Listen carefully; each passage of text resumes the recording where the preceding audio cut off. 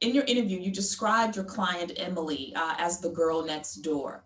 How did she end up participating in that insurrection on January 6th? Well, it's an interesting story with Emily. She was invited by a family friend and a family member to take a trip to Washington. She didn't have to work a day or two. She had some free time. She decided to go along on a trip. She was never, able to go to Washington before, never had an opportunity to go to Washington. And she took them up on the offer. And the other two individuals that were with her had intended to go watch former President Trump speak at his last rally. And Emily truly did not go for that purpose. She went for the purpose of seeing the sights in Washington, seeing some of the attractions in Washington. And lo and behold, when they arrived, the rest is kind of recorded history as to what happened. And she found herself in the Capitol building. So it is your defense that your client had no idea that she was going to Washington on the day of the certification of now President Joe Biden?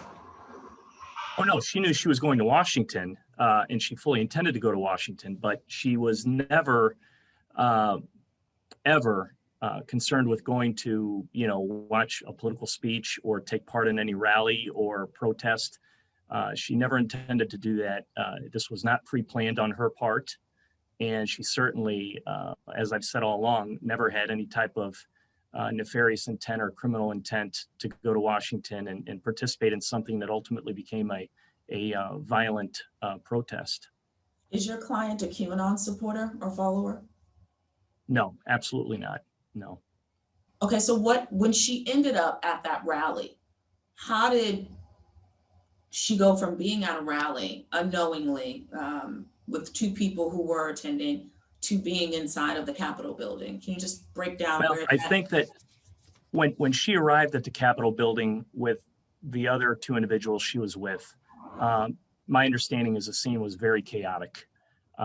People were engaged in protest. There was a lot of disruptive behavior and conduct. Things were being torn down. The fencing around the Capitol area and the blockades were being breached. And when Emily arrived, there was a very, very large crowd that swarmed into the Capitol. And the two individuals she was with, and she then, went up the stairs into the Capitol and more or less walked around inside the halls of the Capitol. At no time, and the charges reflect this, at no time was Emily engaged in any violence, any intimidation, any threatening, any property damage, none of that. So I think it's very clear, even the government has a clear understanding of what Emily did as far as, her conduct individually, what she's responsible for and what she did. And I think the charges that the government brought reflect that. So I guess my question is, why not walk away after the speech? Why walk to the Capitol if she has no political affiliation with either side?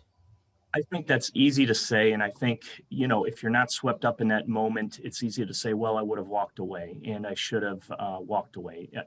Now it's regrettable. I think she would have chosen to do that. But truth be told, she didn't put a lot of foresight into it. She followed the crowd in. And those are the facts as far as I know them. I know that people like to dispute that. People don't want to believe it. But I will say this, sometimes things are as simple as they seem.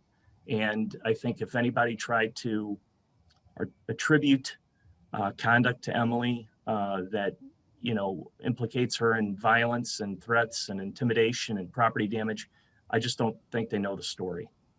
Well, with all due respect, attorney, your client was seen proudly carrying House Speaker Nancy Pelosi's name sign. So can you explain that? Well, again, this and my analogy that I just referred to, when students storm a football field and they rip apart a goalpost, they proudly display it. They take pictures with it. They take selfies with it. They're not supposed to do that. It's property damage. Somebody can get hurt. Sometimes people do get hurt. And it's not something that, probably willingly intend to do in the beginning, but they find themselves doing it. So I think you can apply that sort of logic or reasoning to what Emily was seen doing. And I want to stress, Emily did not damage that nameplate. That nameplate, the speaker's nameplate, was ripped off a wall by another individual that's unknown to Emily. It was smashed on the ground several times into several shards of wood. And Emily was standing in a nearby area, turned around, picked up a piece, which happened to be the largest piece. And again, in the excitement of the event and what was going on, made a poor choice to display it and take pictures with it and have others take pictures of it.